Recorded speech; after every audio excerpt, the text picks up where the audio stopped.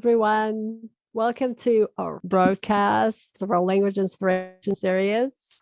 I'm Tanya Rosanna, and I've always been passionate about languages, as you know, probably from my page.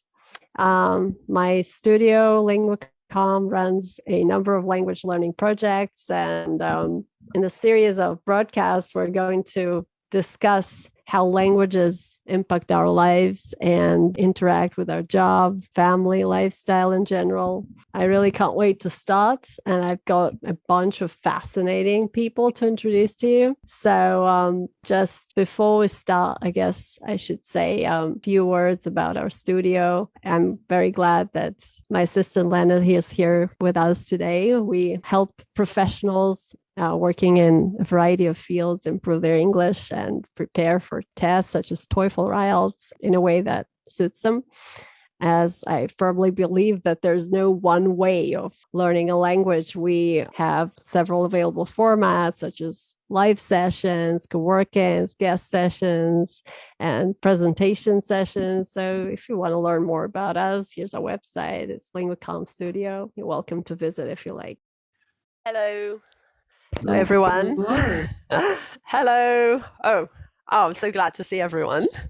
So good afternoon. Today I have to say good time of the day because we're in very different time zones.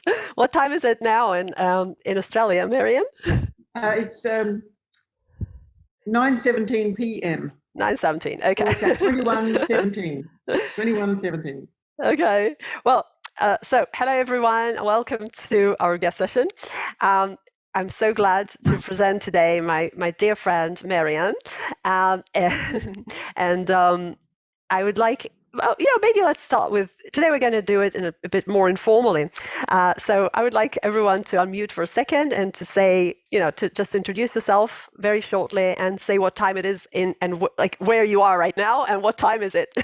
Okay, let's start with Alexander because you're the first one on Zoom. I can see you're next to me. So, Sasha. Okay, so good afternoon for everyone. I'm in Russian Federation and it's 13:18, so yeah. It's afternoon, really. Still afternoon. Okay, Oleg.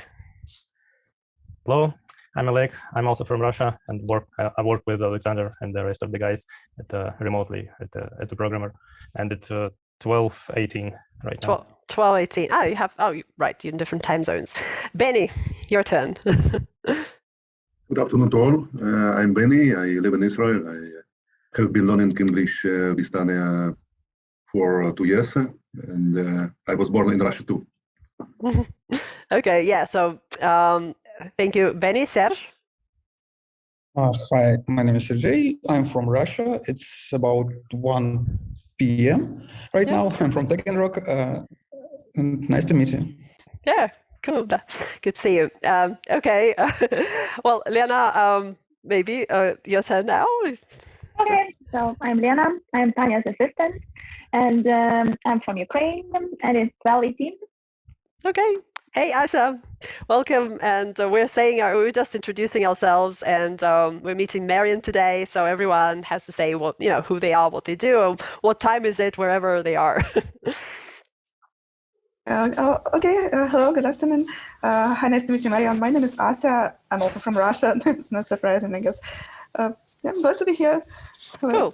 Great. Ivan, I see you here, but I can't see you. Yep, hi all, my name is Ivan. I'm from Ukraine, and it's 12 p.m. for me now. Cool. Well, great. Thank you, everyone. Today, it's like truly international meeting. So wait a second. I'm going to be serious and share my presentation. I have a presentation made. Okay. So before Marion starts telling us very interesting things, I would like to, first of all, I would like to say a few words about Marion and my meeting with her. So I met Marion and her husband Yaakov. I'll very long time ago. I guess it was 2006. And Marion is an entrepreneur. She's got a fantastic business she's going to share like more about later on. She'll tell us about what she does. It's related to textiles and art and so many other things, but I really don't want to, to tell everything right now. Marion will tell herself. And Marion's husband, Yaakov, unfortunately is no more with us.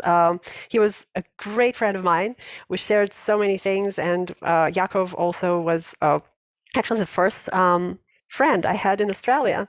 My family, like my uncle lives in Australia, and I think Yaakov and Marion were the first family I met and we became friends with in one of my earlier visits. So because unfortunately Yaakov died this year, I decided to dedicate this meeting to him in his loving memory. He's here with us, I'm sure. Okay, so I'll tell a little bit. I want to, to the happier part. When we first met, I was 26, I think, and I was a student, and I was looking for a volunteer opportunity. And I decided that I'm going to sign up for WOOF Australia. And I don't know, at that time, it sounded like a great idea. I was very excited about it. It's organic farm volunteering. So it's basically something like going to a dacha and, doing lots of physical work, helping the farmers to grow vegetables, fruits, taking care of farm animals and stuff like that. So I was just, I signed up. They sent me a book, and I was just, going through the list of farmers, and absolutely randomly, I found Yaakov and Marion's address. I sent them an email, and this is how it all started. So, Marion, do you remember what exactly I remember we helped you with growing like something in the vegetable garden and doing something with the alpacas and the ducklings, something like this, right? Yeah, that's a long time ago. And since then, I've gone more into fruit production and exotic fruit, South American fruit mainly. Yeah. And propagation of South American fruit, which is very expensive, but it's quite easy to grow. Tamarillos and a guava called fijo, which Americans call pineapple guavas. So they're a very cold fruit guava, and so we grow that. And I grow dye plants, like natural dye plants, chamomile, madder, all the things, indigo, to make natural colour. I'm just wondering, is Australian climate easy for this type of plants? Well, there's no such thing as the Australian climate because we're a continent. It's huge. Yeah, I mean, in this area, we're on the southwest coast of Victoria, which is, if you know the shape of Australia, we're on the right-hand side in the bit that just starts going up. And the climate here is temperate, so we get cold but not snowy winters. Mm-hmm. And the summers can be hot and dry, but it varies. At the moment, we're in a cool cycle. I'm just sharing the Australian map, yeah, so I can show everyone exactly where you are. Well, this is the map. Unfortunately, not too big. Let me try and enlarge it. Okay. Just out of Melbourne, and yes, this is bit that goes up. Yeah. Keep so going, Tanya, this way. Up about there. Yeah. Yeah. So we're somewhere over here. Yeah. Okay. The indigenous people used to grow grain. Mm-hmm. They fished. They had fish traps. They were big farmers here before colonialism, and colonialism has destroyed the environment basically, because there was huge food sources here with the indigenous people, and colonialism has just absolutely destroyed things. Destroyed it. But so anyway, returning back to where I was.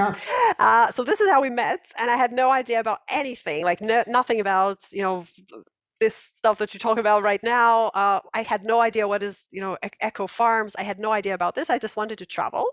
And this is how we met. And I learned so much about everything just from that experience. So I just thought, usually I start with our previous guests. I was the one who started interviewing. But today I wanted to do it a little bit differently. And I thought maybe, guys, we'll start with splitting into a couple of groups, small groups. And I would like you to make a list of a few questions, each group. And then you'll ask Marion and she will answer you. Okay.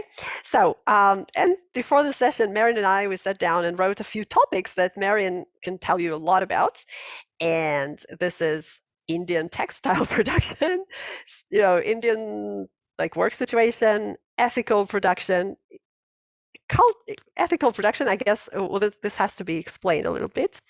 Culture, art, and textiles, Australia and New Zealand social situation, and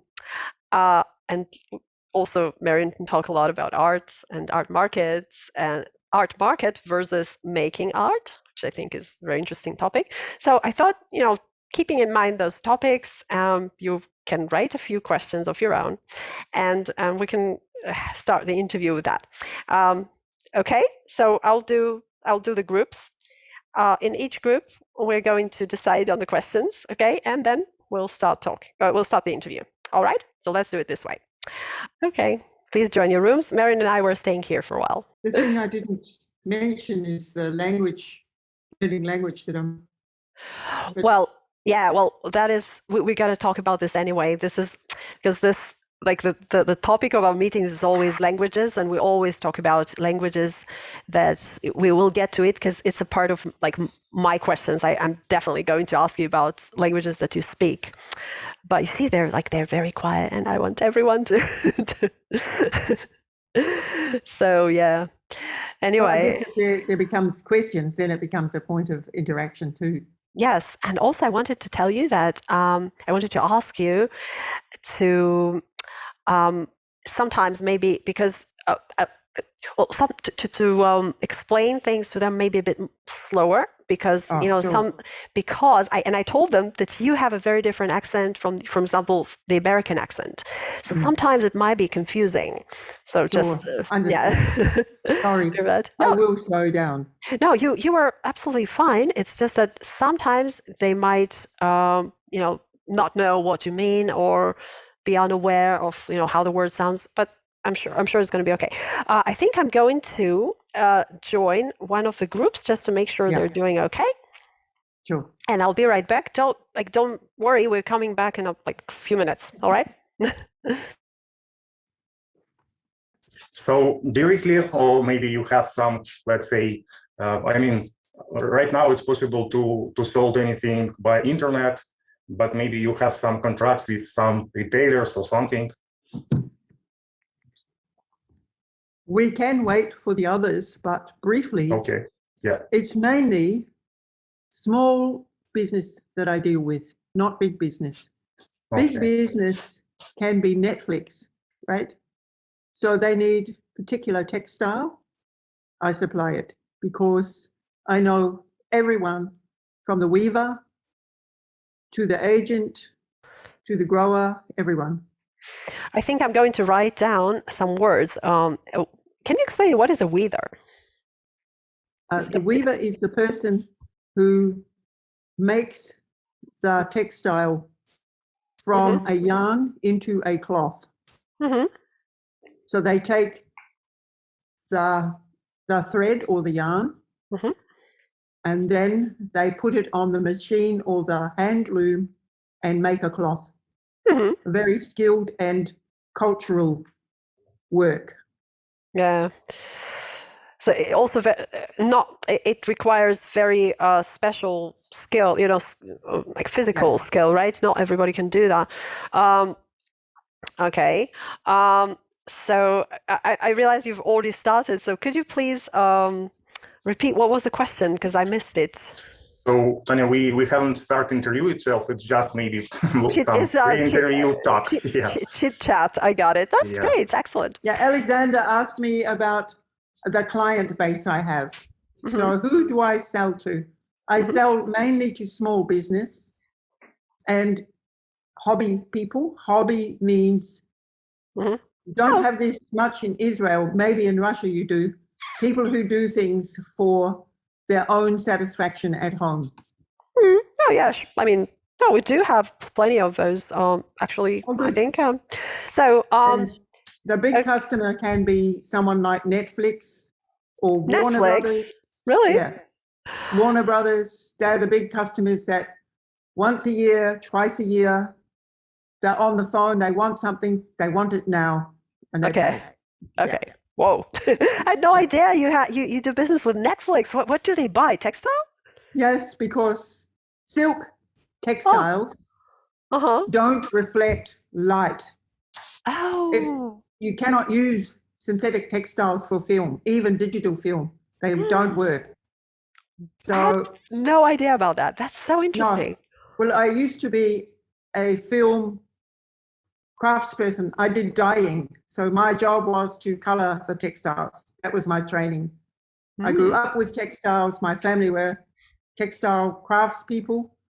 And the smutter business was very big in my family. Wow. Excellent. I really, yeah. That's so interesting. Okay, guys. So I guess my question related to your personal history, let's say. So where you was born, how long you are living in Australia? So something around you personally.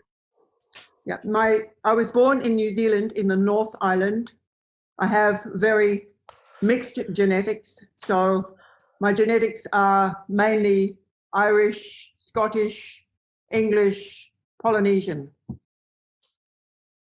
And then my family made clothing, and I trained as a nurse, and then I became an artist.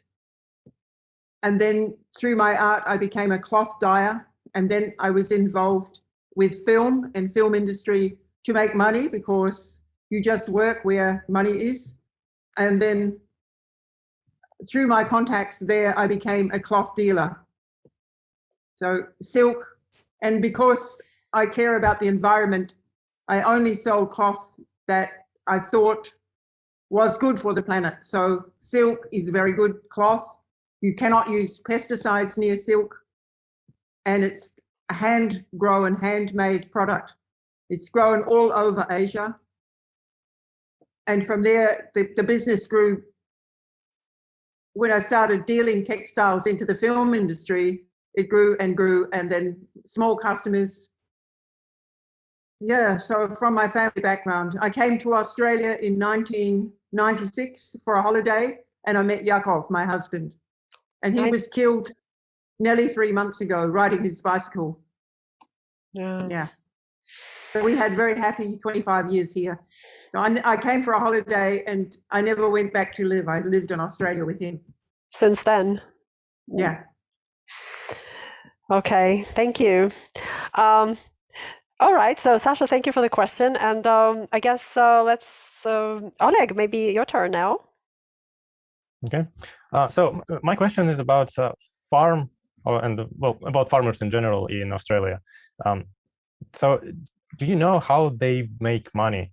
Like, for example, in Russia, it's a dream for a small farmer to get into supermarket. So what's the business model of smaller organic farmers in Australia? Where they sell, how they sell? Because Australia is a huge continent, we have different types of farming. There's beef, which is huge, wheat, barley, all those big latifondi, and they are really bad for the environment. The organic farmers generally will have an arrangement for distribution with a small business in a city, or they go to farmers markets. They may sell beside the road. So they have a little stall, and you can buy the products on the road. The big problem here is water and labor, getting enough labor. It's very expensive to hire labor, and organic farming is very hands-on. Isn't it? So to make money is difficult everywhere, I think. Yeah. Everywhere in the world, unless you're shagging the environment or ruining things and just unsustainable. Marion, can I just, you're using a very interesting expression here, shagging the environment. Do you guys know what it means? It's an Australian slang. I actually know what it means, but maybe it needs some explanation. Do you guys understand what it means? It means being, sorry, Oleg? What did you say? Yeah, I wanted to say that I don't know exactly what it means, but from judging by the context, I can infer that it's something bad. Yeah, it's like ruining or screwing up, right? Screwing up the environment. Yeah, I want to add that the indigenous people grew grain, and there is a movement to try and reintroduce this grain. but there's huge resistance by the system. They don't want this. And yet 20 acre, is that a measurement you use? And I don't know how many dunams that is.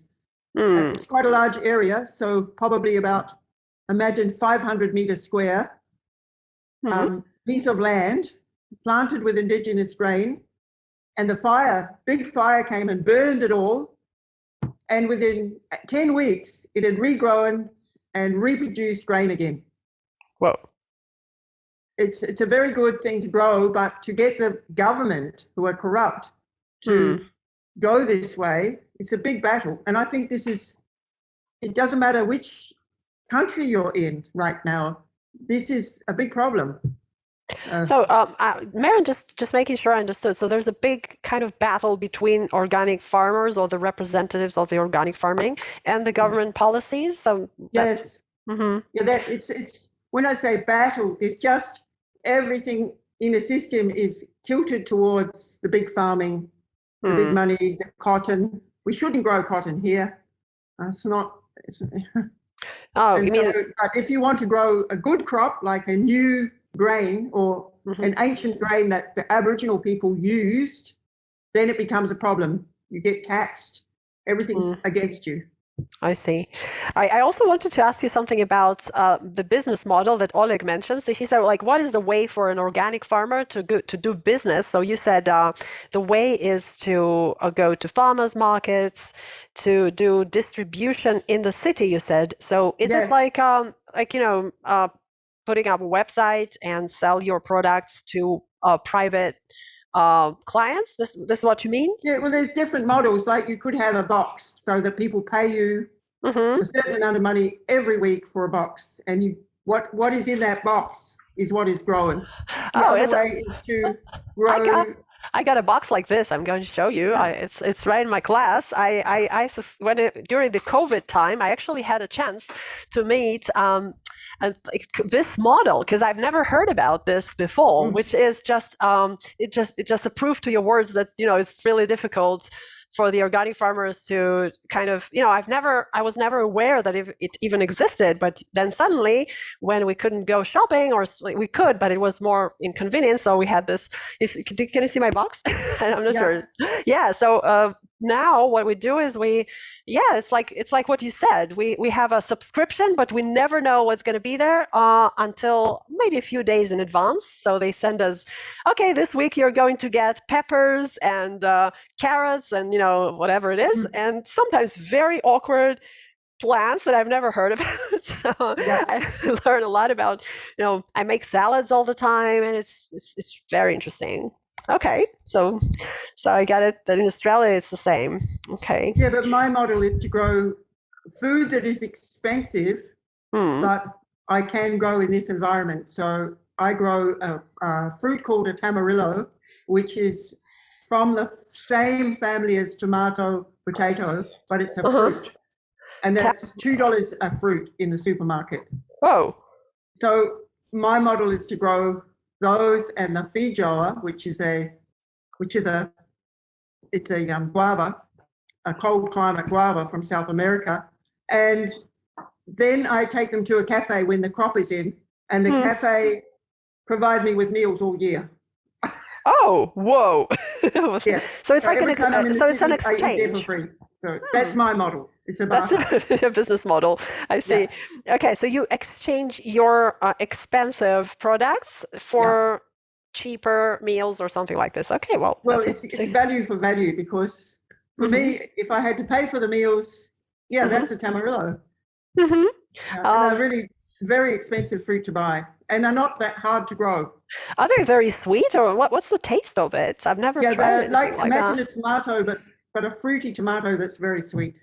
A fruity tomato? Can you make a jam?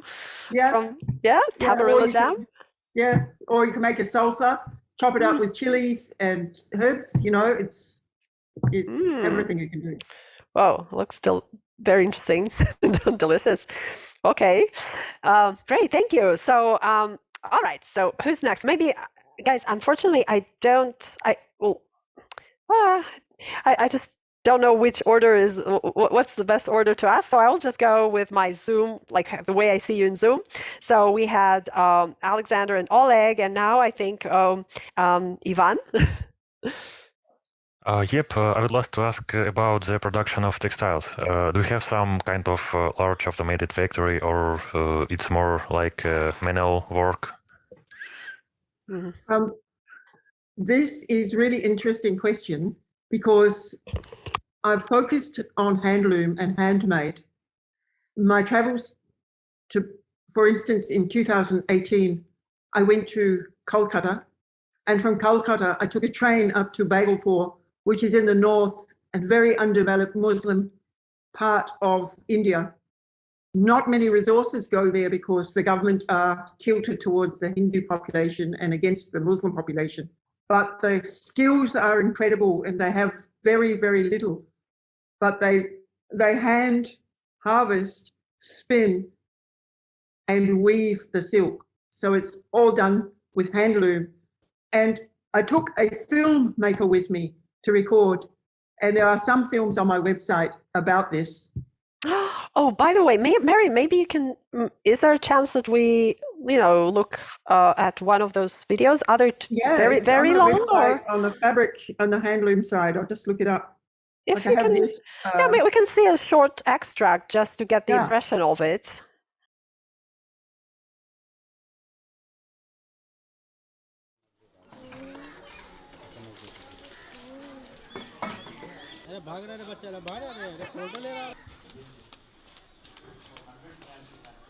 Tusa cocoons are grown and processed locally from Bihar.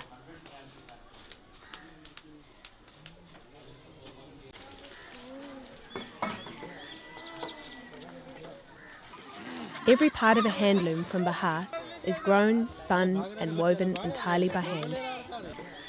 Warp silks are brought into Bihar from Assam.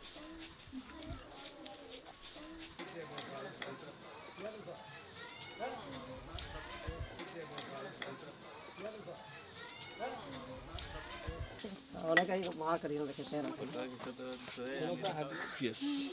Harvesting she don't do. She doesn't do. No, sir.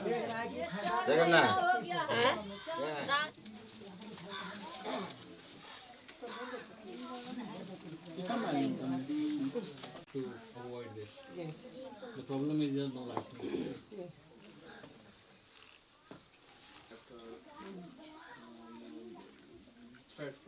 I'm sorry, what are they doing exactly? They're spinning from a cocoon to make a thread. Because the thread is invisible. You can't see it. So I was wondering what's going on. She rubs it on her leg. And then in her right hand there is what she's winding the thread onto. Her left hand she's spinning from the cocoon, which is a little brown chippy thing on the floor there. I got it. Oh, that's amazing. Let's look at it again. This is a culture of very, very long generations of doing this. This is going too.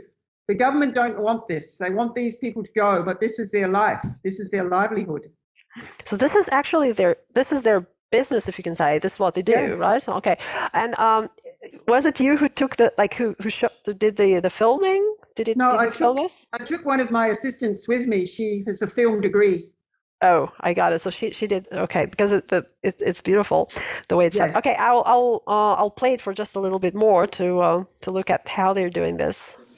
To eradicate this technique. Now I can see it.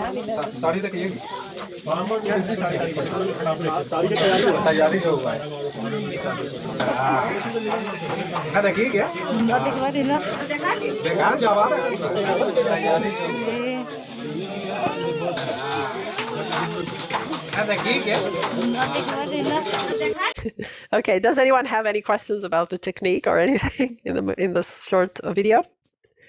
So it's not only hand work, but I think leg work too.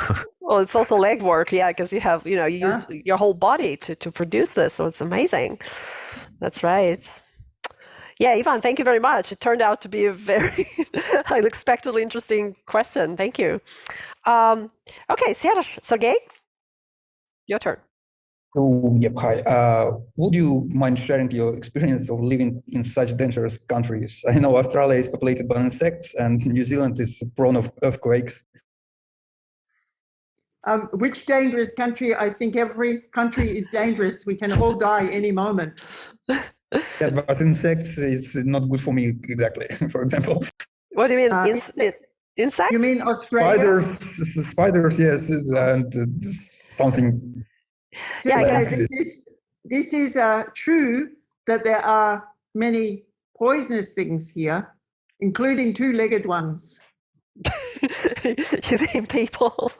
Well, yes, we are very dangerous indeed. But I guess if I understand your question, Sergey, you mean like how difficult it is to live in the environment where, like, with wild animals, you know, how do you farm in, you know, do you feel like the wild life around you influences the way you farm or the way you organize your life in the countryside? So are you influenced somehow? I remember when I was visiting you, people were talking a lot about foxes being dangerous to chickens. Yeah, I mean, it's very hard to live where environment want to kill you, by the way. I suggest that if you wear protective clothing and you are sensible, it's fine, you know. It's fine. You have to, if you're handling firewood, just wear gloves, you know, it's common sense. Right. So don't feel really that it's any more dangerous than, you know, any other climate that you've experienced. No, and in New Zealand, the earthquakes, it's like everywhere. You get used to a certain amount of unpredictable events. Right. That's right, I guess. So it just became a habit, yeah. Yeah. Sort of. Yeah. You know, I've never been. Sorry, no. I know where the snakes live here, and I avoid them. I know where they live. They live down near the water. Marion, do you feel like are kangaroos dangerous to the farm in a way, or not really? Well, kangaroos need a lot of open grassland, and so they don't hang out here. This is a more developed part of Australia. There's more fencing, cows. We produce milk because it's cool climate farming. We do milk, sheep, wool, those sort of things. North of here, they have wheat, barley, crops, and that's where the kangaroos are. Actually, I remember meeting a kangaroo very close to your house once. It was at nighttime, and I just walked out. I don't remember why. I think we just went out for a walk in the evening, and we just met a kangaroo. It was there. I guess it's not very. It's quite. It's not very often that you meet one in the neighborhood. Okay, so I was lucky. You have to do something stupid for them to want to attack you. Oh, people do stupid things with animals, and you just have to back off. Right. Okay, thank you, Sergey. So get the next person next to Sergey, Benny. Okay. In the announcement about this meeting that we get from Tanya, I read that you are entrepreneur and the artist. And do you mind tell us about your artworks and how it is linked to your business? And because we know that in the modern world it is very, very difficult, both the professional artists and the amateur artists to sell their artworks. Sure. Yes, this is something everywhere, and I think the people who make it in the art world for some reason, and it's all luck and, I mean, talent and luck combined. And the same with business. To be successful, there is some luck involved. But this is a very conventional work that I've done, painting, paintings of places, and then for my business and textile work, there's some right here actually. Like this is just natural printed textiles that are stitched with naturally dyed threads. That's lots of work. The silk? This is wool and silk combined. And I'll show you some silk. While Marion is looking for it, I can just say when I went to their house, it's like they do everything themselves. Like, the house is built in a way that, it's like all art, and there's so much around this house. That is it silk? It's not silk, is it?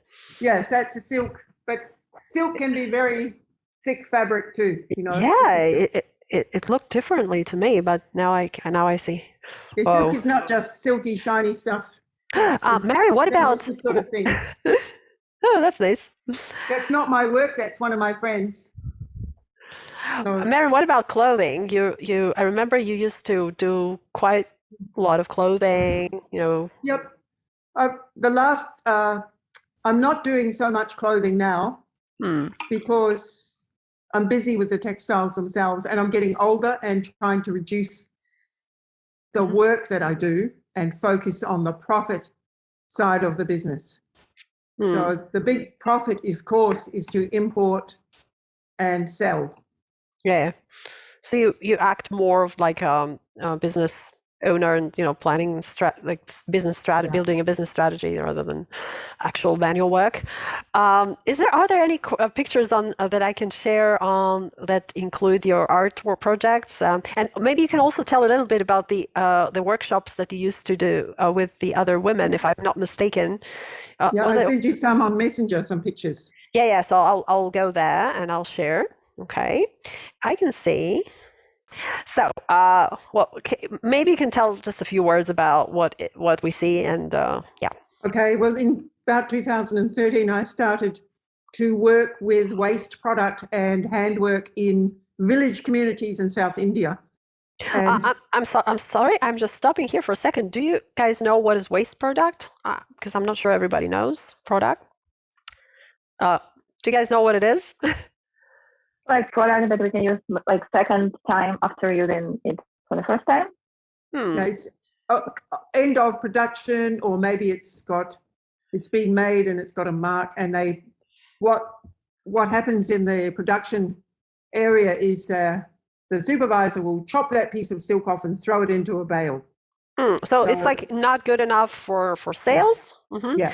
So you sort of recycle it. Yeah. So you buy it by the ton. And then I took some artists to India to work. The Indian women have fantastic hand skills because the families were living close together and they passed their knowledge on. And I think this possibly happens in Russia or Ukraine still, people being taught to stitch at home. And so we decided to investigate how we could make a waste to wealth for women who had some skills with their hands. Waste to wealth. It's like taking something that's not good enough and trying to sell it and get profit from it. Yeah. Okay. Well, these are now very big in America. So, from our little project, the first one wasn't successful because the men sort of in the group took over and they started trying to make toys that look like Korean toys, and the market doesn't want this. Okay. The market wants more art, doll, things like this.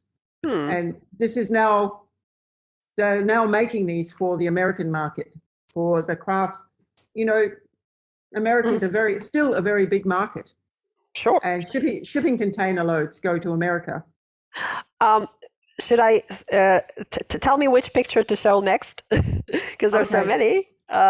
Maybe this one? I'll just look at what I've sent you. Maybe this one? That is just a painting I did recently, so I can still Is that oil? Canvas? Okay. Okay, go back to where you were with Yaakov. Now, this one? Yaakov sitting at the table, that's in India. Okay. So we took 18 Australian women who financed all of that waste to wealth project. Were financed by me selling the idea that they could pay to come. So they paid and they came to the workshop and they all made friends with the Indian women and they exchanged ideas and made the dolls. And then we built a building in South India, which is still being used for this project. You built a building for They this built project? it from the money we made. Oh, from amazing. the tour. We took tour. How many participants? 18? 18 Australians and about 90 Indians. 90 Indians. Whoa, that's a big number. That's over 100 people. Amazing. Yes. Okay, so moving on. That's Yaakov, my husband that I lost. He was a beautiful person. He had a fantastic humor, and his family came from Russia. Yeah.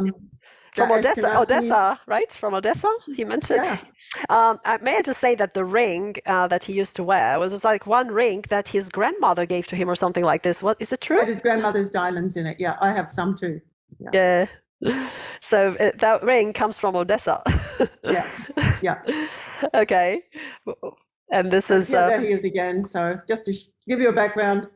And we had a very happy relationship. He helped me with my business a lot because he was a very good financial person.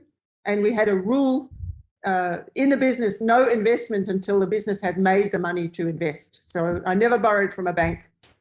I just started very small and like a seed and grew and grew and grew the business. And now it's a very successful business, which we run on small labor hours, but very good systems. That's amazing. I must say that Yaakov was also the first.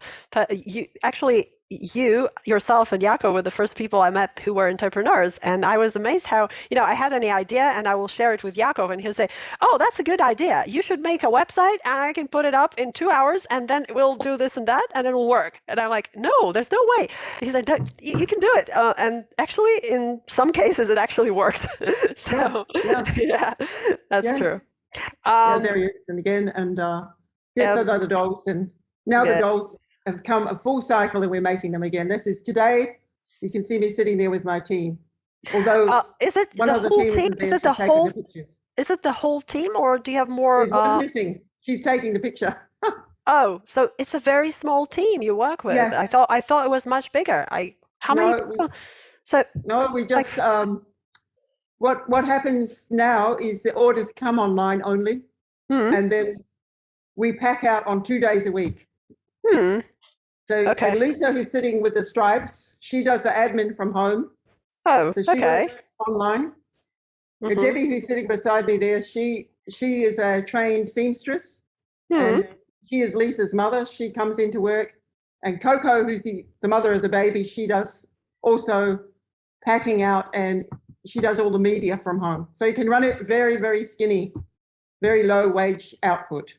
Amazing. So you just have up to 5 people, such a business. Wow. Okay. Sorry, guys, we still have more questions, and we still haven't, done the whole cycle. So I think now it's Asa's turn. Asa and Olena, right? Okay. So Asa first, maybe. Hi, I actually wanted to come back to the topic of Indian textiles. I'm really very interested to discuss it and to know more details, because once I was in Goa, and there is a small store which sells handmade fabric, and they also sells clothes made of that kind of fabric. At that moment I saw how beautiful they are, but I didn't get, I think, why Indian textiles are so special. Why did you decide to work with Indian people, like Indian silk? Okay. Well, the Indian textiles, silk was produced for a very long time. They brought the silk culture from China. The Chinese used silk as currency. So if you were caught with silk without the proper documentation, you could be put to death on the spot, because it was the currency. So it was like used like money. Yeah, but a Chinese woman, noble woman, royal woman, married an Indian prince, and she hid the silk eggs in her hat because they're tiny, tiny. She embroidered them onto her hat, and she took them into India, and that's where the Indian silk industry started, in Assam, which is northeast India. Okay. Is it a real story? I'm sorry. Yes. So she it's a actually true hit, story. okay, and Yeah. that's how it all started. Whoa. Yeah. And the Indian textiles are very creative and they're very handmade, and they're to do with, and it's actually similar in China, actually. They're to do with the coherence of the community. So people who are caring for silkworms, they're often little businesses like mine, small, maybe one person who does it once a year to raise the crop, and that's their annual income. It might be one family, and then it goes into a bigger, you know, so they grow the silkworms and then they go into the weaving factory. And often those factories are owned by another family, and so the culture is very interconnected. I have another. They're very special because they're a bit different from China in that they're less industrialized, they're more communalized. China is, so I'm writing down that China is now more industrialized. Oh yes, you do have to produce the silk culture. The silk cocoon has to be produced by hand in an organic environment, so it's quite a protective thing for the whole area. But they're moving the silk industry to the west of China at the moment, and China has a lot of problems, you probably know, with power supply. Things are very complicated. Complicated, yes. So I'm still getting supplies from China, but it's not easy. Yeah. And India was always a textile producing country, and they grew the finest cotton in the world, and the English colonialism disrupted that whole supply chain. So and they're now producing their own native cotton again. So the traditional Indian cotton feels like silk. That's very interesting. And the question is, I had a question about China. You do have some business relationship with China, don't you? Yes. Do you feel like it's I was thinking when Asa asked the question, I thought maybe, you know, it's also a matter of language, because the Indians speak English, you know, it's their native language, as opposed to Chinese. Maybe it's easier to communicate, you know, in the business world with the like Indian producers rather than Chinese, or it doesn't really matter? Not at all. No. The Chinese are very exact, and I've found Chinese business people to be very organized and very on the ball. So if they say it's going to come on the 15th, it comes on the 15th. It comes on the 15th. Yeah. Okay. With Indians, you know, they might say it's going to be there on the 15th and it comes on the 25th or 2 months later. So they're both dealing with their own difficulties. With China, they have to be on the ball because they get punished if they're not. In India, anything can go wrong. You can have a flood, or the power supply can go out for 2 months, or they won't stamp your documents. And also they can have a heat wave, or anything can happen. Yeah, kind of a natural disaster that may stop the normal flow of things. The silk villages in Bihar, some of them were washed away in the floods of 2019. They just disappeared. Okay, Olena, I guess this is your turn. Okay, so I'd like to ask a question about ethical production. So what is it, and why it is important to be ethics in your manufacturing? Okay. Ethical is a very interesting concept. Ethical to who?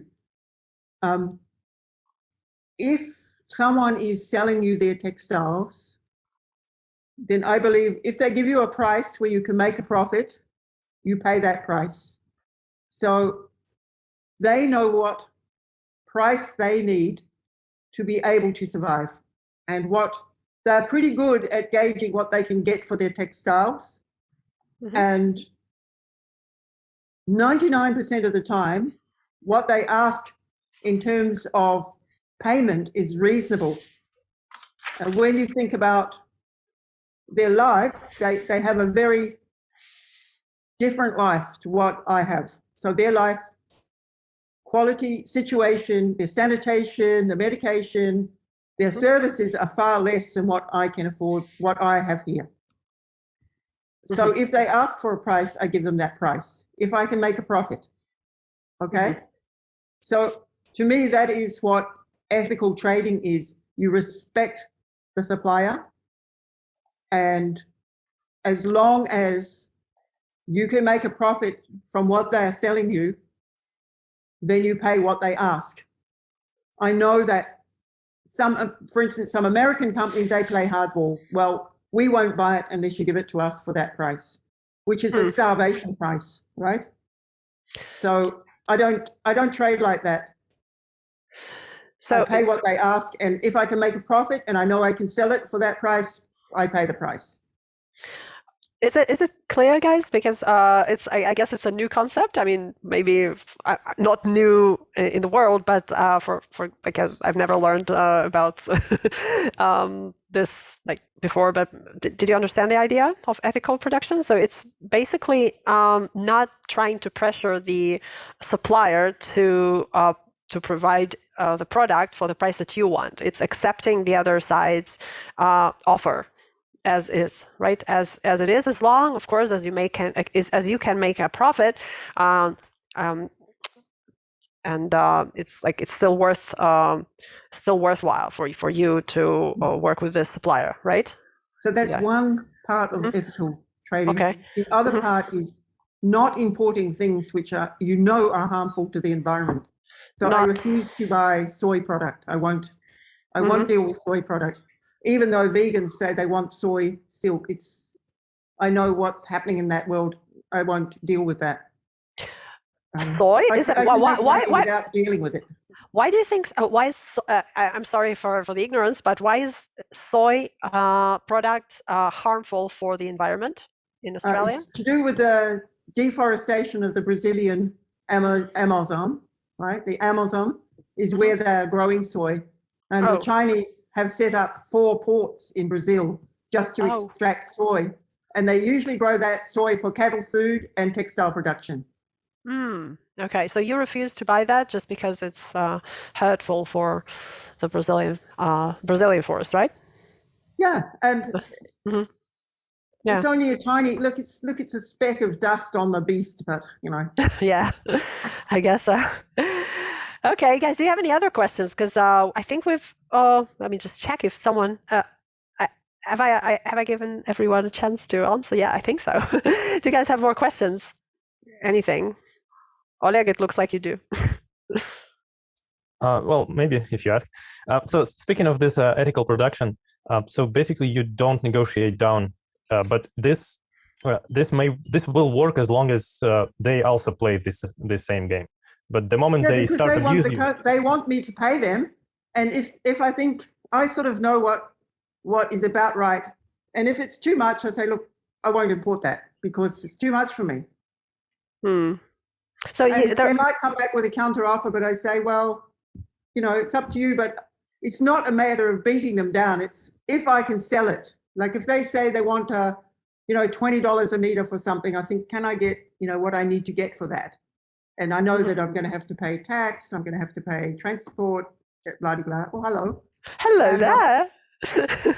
And yeah, that's the game, and they know the game. They know the dance. Yeah. So they know. And sometimes I'll say, "Is there any room for movement?" They'll say no, or maybe they'll say, "Yes, I can come down 50 cents or whatever." But it's not a beating game. It's not I won't buy it unless you give it to me for this. Okay. Thank you. Well, I have some extra questions, but if you, again, guys, you're very welcome to unmute and ask, because I wrote some more questions, but it's not obligatory. If you have other questions, you're welcome to ask. So I'll ask a little bit about the languages that you speak. You mentioned that you've learned several languages in your life, including Chinese, or am I right? Marion? Yeah, I knew enough Chinese. I can count days of the week and also understand negotiations. But it's been a while since I've been in China, so at the moment I'm learning Hebrew. I speak my own language, which is Tirio Maori. So that's a Polynesian language, and all over Polynesia they understand this language. Could you name the language again? Tirio Maori. It's Maori. New Zealand language. Is it very different from how does it sound? Can you say something? Like, what does it mean? It's an onomatopoeic language. Oh, and what kind of how do you spell in that language? Does it use a Latin alphabet or a different one? Yeah, it does. It was actually never a written language. It was an oratorical tradition. Mm-hmm. And then anything that was recorded on wood or woven. So woven panels, like almost like the old punch cards from computers, and that people would just run their fingers down and remember. Oh, I also heard about the system when they, they would make knots on. Yes. I'm not sure if the Aboriginals use this way of writing down things. It's not actual writing. It's trying to remember things. Using ropes and to remember things. Whoa, that's so interesting. I have another question speaking about English. Do you feel that there's a huge difference between the way they speak English in New Zealand as opposed to, let's say, Australia or, England? New Zealand and Australia, they're fairly similar. Mm-hmm. There are regional differences in Australia. The Queenslanders speak differently from New South Wales, and South Australia is different, and Western Australia is different again, just like regional variation. New Zealand is a lot more closer to the English way of speaking. It was settled by Scots. And when you speak to people in Melbourne, do they know straight away that you come from New Zealand, or do you have any kind of accent? Sometimes. Yeah. I see. I was trained in broadcasting as well, so my accent was supposed to be quite neutral. Yeah. Yeah. Well, I think so. So, what you said you trained for broadcasting? It's from the times when you worked on television, and very interesting. And how do you do that? I heard that there are different exercises when you have to speak with your mouth full, and is it true? No, not for me. But it was just basically recording feedback, someone telling you where you were. I see. Not working properly and so on. Yep. I see. Well, I also have a question about Hebrew. I know that, it just so happened that I know that you're learning Hebrew, but is it very challenging? Do you feel like it's like more challenging than Chinese or less challenging? How do you feel about that? It's as challenging as any language. I mean, the male and the female, every time I do an exercise on Duolingo, I get typos because I don't understand yet how to present the feminine. And I'm only 5 or 6 weeks in, so I am. Yeah, that's very early in the process. Anyway, okay, guys, anything else we can? Yeah, no, okay.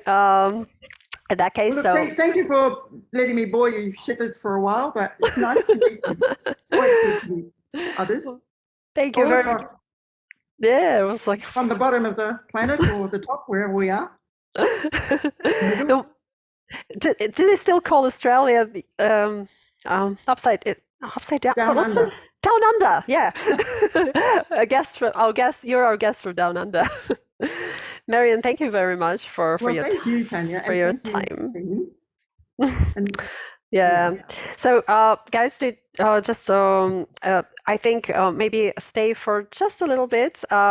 Marion will be in touch very soon. So we're staying for just a little bit of a kind of a roundup session. Okay. Bye-bye. Thank you, Marion. Bye-bye. Thank you so much. Have a lovely night. Bye. Thanks. Bye. See you. Bye. Bye. Thank you. Thank you. Okay, guys, how was it? Was it difficult or was it okay? Why should it be difficult, Tanya? I don't know. I'm just, I'm wondering how, because I invite guests that are so different. There's nothing. They're totally unrelated to one another. So sometimes, the accent is a bit more difficult. The topic might be more, anyway. To be honest, I felt like Marion, she was trying to speak slowly and to pronounce as much clear as possible words. So for me, it wasn't difficult to understand her. What about you, Sasha? So at the time, as you say, it's a new person. Is all of that people is very interesting. So very and I learned something from each of them. So from the previous person, I learned a bit history. From today, I learned about the production of silk. That's really interesting. I haven't even seen a person who made silk by hand and legs, as we discussed today. So that's really great. Yeah, well, I actually, there was some new things that I also learned today. I've known Marion for years, but it's never ending. She's really a master of things in this industry. Benny, what about you? How was it for you in terms of language, topics, and? Usually I like Australian pronunciation more than, for example, American. I understand better, but I don't know his pronunciations. It's difficult for me, despite she speaks slowly, but it was challenging. Challenging to understand the words that she pronounces. But did you feel like you followed the ideas? Could you follow the ideas? Yes, that's a good thing. Yes. That's a good thing. Sergey, what about you? I agree with Benny. It's a little bit challenging to understand Australian accent, but I believe it's just my state because I'm made a second part of vaccination today. And I know what you're talking about. Exactly. It took me 2 weeks to recover. So yeah. I make a second part of vaccine and new vaccine anti-flu. Both. Oh my gosh! Together, it's like a. Yes, that's why I'm a little bit. Yeah. So. I appreciate that you're here. Anyway, it's very special. Thank you. Well, Oleg, what about you? I saw that you were generally interested in the business side of it. Well, it wasn't challenging. I would say her accent is not. It's barely. I say it's barely noticeable. Like, yeah, you hear that this is a bit different than American speak, but it's still loud and clear. So for you, it was clear. Yeah, and she was actually trying to go slowly. So I don't think so. Actually, responding to us, and this is another thing that I wanted to tell you. Unfortunately, I forgot to tell you in the beginning. The first time I came to visit this area where they live in Australia, we were invited to kind of a dinner party with the other neighbors. And the way they speak is very slow. And it's not because they're trying to be more understandable. It's because the way of life there is much more relaxed and much more, they live in the country, they speak softly, and they also don't shout, like they don't speak loudly. I was surprised, in the city, everyone tries to not really shout, but, try to be louder than the others. And on this dinner party, people were quiet. And I was like, oh my God, it's so strange. No, I don't think she was trying to reduce her normal speed for us. What I did ask her prior to the meeting, I asked her to stop and explain some of the terms that she's going to use for the textile production, because not everybody's familiar. Myself, I'm not always familiar with this topic. So she tried to explain the terms, but in terms of speech, this is the way they normally speak. It's just because it's very quiet there. Well, Ivan, what about you? About me, it was a little bit challenging for me because an accent, but in general, it was rather good for me. I understood lots of things. Yeah, well, that's good news. And again, I truly believe that listening to different accents is the key, because once you learn how to adjust it, like in your head, and in Australia, it sometimes takes me a few days to adjust myself to the new pronunciation. And when I come back from Australia, I usually have this Australian accent. They call it Aussie accent. And now I cannot make it now, but if I train for a few days, I can do it. So anyway. Actually, Tanya, you said about this, you're getting yourself an accent, and I want to tell the story. Many years ago, there was a hackathon here, and it was in English, so we were all communicating in English. It was 2 days event, so for 2 days I was speaking primarily only English, and after that, I was even when I started speaking Russian, I still felt as if I had an English accent. It was really strange, a really strange feeling. I don't know. It was probably all inside my head, but it felt as if I was speaking Russian with English accent. It's true. It happens to me all the time. I'm used to it because, I have to switch all the time. And there are days that I speak English 75% of the day because I teach and I interact with my colleagues and stuff like that. And then I have to speak Russian with my kids. So yeah, it's what about the hackathon? It's like social event. Did you have to mingle with others, like to mingle with your colleagues? Well, it's kind of social event for programmers where basically you have you need to get yourself a team of colleagues or just random people, and you build something. Like in 2 days, you have to build something and then present it to everyone. It could be a mobile app, could be website, could be a robot or whatever. We were building robots back then. Oh, it's technical, social kind of event. Wow, so cool. Is it an ATM thing or it's just a global thing? No, it's a global thing, but there are many organizers who actually run this. At the YTM, I believe we tried to do this when we met at Turkey a couple of years ago. Oh, cool. Yeah, so it's pretty popular. Well, maybe when in the better days, maybe Benny and I will organize an English social event in Israel, so we'll have a chance to speak English for a few days. Well, okay, guys, thank you very much for being here, for taking part, and thank you very much. Yeah, thank you. Thank you. Bye. Yeah, thanks. Bye. Bye. Goodbye. Goodbye. Bye bye.